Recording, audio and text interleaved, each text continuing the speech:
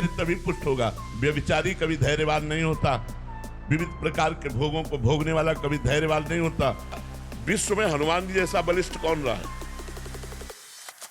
मतलब कछु मारे सी, कछु मर्दे सी। राधे राधे महाराज जी। महाराज जी, हम अपने जीवन में धैर्य और संतोष कैसे धारण करें एवं हमारे भीतर जो मैं है साधना में सबसे बड़ी बाधा बन रहा है, उसे पहचानने और मिटाने का सरल उपाय? हाँ, सबसे पहली बात है कि हम धैर्य कैसे धारण करें। धैर्य किसे कहते हैं? आई हुई आपदा में घबरा ना जाना, पास में जनेंद्री के भोग की सुविधा होते हुए भी भोग ना करना, रसेंद्री के भोग उपस्थित होने पर भी हमारा रसेंद्री चलायमान ना हो। जनेंद्री और रसेंद्री को जो अपने वश में रखता है उसे धैर्यवान कहते हैं। धैर्य तभी पुष्ट होगा। व्यभिचारी कभी धैर्यवान नहीं होता। विविध प्रकार के भोगों को भोगने वाला कभी धैर्यवान नहीं होता। वो बहुत कमजोर हो जाता है हृदय से। जो धर्मयुक्त भोगों को भोगता है और रसेंद्री और जनेंद्री को काबू में रखता है वही धैर्यवान होता है। वो बड़ी बड़ी समस्याओं को भी धैर्य पूर्वक सुलझाएगा, विचलित नहीं होगा। तो हमारा धैर्य पुष्ट हो, इसलिए नाम जप और रसेंद्री और जनेंद्री को संभाला जाए। दूसरा जी, मैं जो अंदर बैठा है ये साधना में बहुत बड़ा विघ्न सा बना। हाँ, सारे जगत में जो मैं बंधन का कारण है वही यदि साधु संग किया जाए और नमन भक्ति आ जाए तो मैं का नाश हो जाए। सबके प्रति नमन भाव अगर आ जाए तो हमारे अंदर का मैं नष्ट हो जाएगा। अपना कभी सम्मान स्वीकार न करे, दूसरों को सम्मान प्रदान करे, दूसरों में भगवत भाव से नमन करे और साधु संग करे तो अहंकार का नाश हो जाएगा। अहंकार का नाश और धैर्यवान बनना, जो समागम किया जाए तो नमन भक्ति ही हमारे अहंकार को नष्ट कर देगी।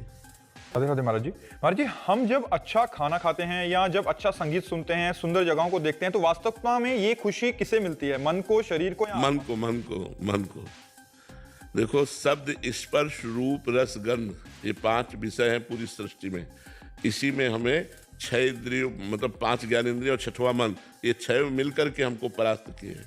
इन 5 पर जो विजय प्राप्त कर ले वही भगवान को प्राप्त करता है। शब्द सांसारिक हमें आकर्षित न करे। भगवान का कोई भजन है, महापुरुषों के कोई पद है तो कान हमारे सुनने के लिए तैयार है। स्पर्श, धर्म पूर्वक अपनी पत्नी का स्पर्श, भक्तों की चरण रज स्पर्श, नहीं तो हमें और स्पर्श अच्छा न लगे।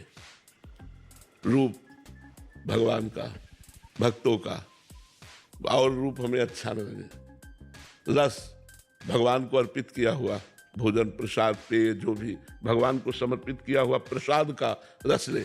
गंध, तुलसी जी, इत्र, सुगंध, धूप आदि जो भगवान को अर्पित की गई, वो अपने शरीर को खुशबूदार बनाने के लिए नहीं, प्रभु को समर्पित किया हुआ, तो हमारी भक्ति बढ़ेगी। अगर हम शब्द, स्पर्श, रूप, रस, गंध का स्वयं भोग करेंगे तो फिर भक्ति नहीं, फिर तो माया का ही जाल बढ़ेगा। जो अज्ञान है वही बढ़ेगा, अज्ञान बढ़ता चला। देखो, लोग स्वाद के लिए ही पशुओं का मांस खाने लगे, स्वाद के लिए ही गंदा भोजन, अंडा, ये सब कितना निंदनीय, केवल स्वाद के लिए। 56 प्रकार के भोग हैं स्वाद में। हमारे यहाँ 36 व्यंजन और 56 प्रकार के भोग। ठाकुर को लगते हैं कि जवान बिल्कुल आनंद से मस्त हो जाए तो ठाकुर को भोग लगा के ऐसी चीजें पाए, ऐसे गंदे आहार ना करे। और जिनको लगता है गंदे आहार में ताकत है वो भूल करते हैं।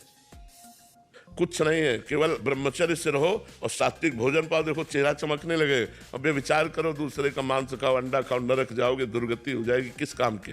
तो हम ये बताते हैं कि यदि हमारा भोजन भगवान का प्रसादी हो। अच्छा, विश्व में हनुमान जी जैसा बलिष्ठ कौन रहा है? मतलब कछु मारे सी, कछु मर्दे सी, कछु मिले से धरी धूरी, किसी को पकड़ के अपने जांघों में रगड़ मारा थप्पड़ तो हजारों की लाइन राक्षसों की मिट्टी में मिल गई। जय श्री राम। कोई उनके बराबर है बलि? कोई बुद्धिमान, कोई भक्त कोई नहीं है, और भगवान के परम भक्त हैं। तो ये जो लोग सोचते हैं कि ना मांस और अंडा खा करके हम बलवान हो जाएंगे, अरे कुछ नहीं, तुम्हारी बुद्धि भ्रष्ट हो जाएगी, व्यभिचार में रत हो जाओगे। संयम से, ये संयम केवल भारतीय ऋषि मुनियों से ही प्राप्त है और कहीं नहीं प्राप्त है। अगर जो अध्यात्म से जुड़ा है वही संयमी है। नहीं, जो संयम से रहा, 21 बार अपने फरसे से भगवान परशुराम जी ने अत्याचारी राक्षस स्वरूपों का नाश किया। जो अत्याचारी राक्षस स्वरूप क्षत्रिय कुलों में उत्पन्न हुए थे, 21 बार पूरी पृथ्वी को घूम घूम करके नाश किया, मारा। किससे? ब्रह्मचारी बल से। परम ब्रह्मचारी भगवान परशुराम जी, परम ब्रह्मचारी श्री हनुमान जी महाराज, परम ब्रह्मचारी जी भीष्म जी, इनके बल का कोई टक्कर रहा है? तो ब्रह्मचर्य ही सारी जड़ है बल की।